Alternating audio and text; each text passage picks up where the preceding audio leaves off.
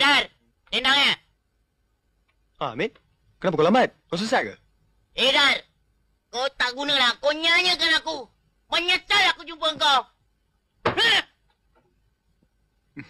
Mana kau nak cari kawan macam aku, Mit? Duit taman bas pun aku bagi. Apa lagi yang kau nak?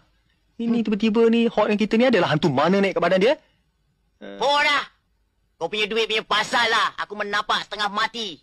Kau tahu tak? Apa? Duit aku tak laku ke? Siapa bilang tak laku? Tapi bukan dekat sini. Habis kat mana? Nah, tengok sini. Ketawa. Cantik lah tu. Sorry lah, Mit. Aku terbagi RM1 Mit. Aku salah seluk poket lah, Mit. Sorry, Mit. Tahu pun kau memang suka nyanyikan orang. Kau ingat berapa selesa aku nak cari duit tu celah-celah kaki orang, tahu tak? Nasib baik aku tak kena pijak, tahu?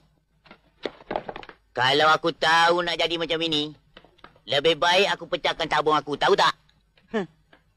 Ha?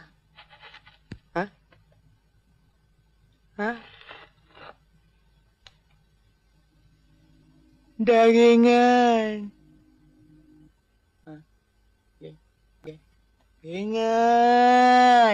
Ringan? Apa yang ringan tu, Mit? Tabung. Kau tampal dengan plaster, ya?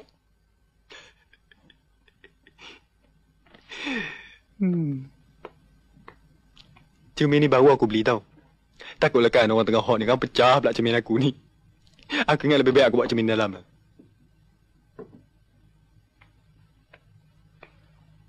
Mit, tabung kau ke tu, Mit? Buat tak tahu pula, ya? Dalam rumah ni kita berdua. Kalau tak aku punya, siapa punya lagi? Hantu punya. Alah. Nasib kau memang malang. Bila penuh aja orang kebas. Bila penuh aja orang kebas. Di manalah aku nak suruhkan kau ni? Aku ingat lebih baik aku nak suruhkan tempat yang terrahsia.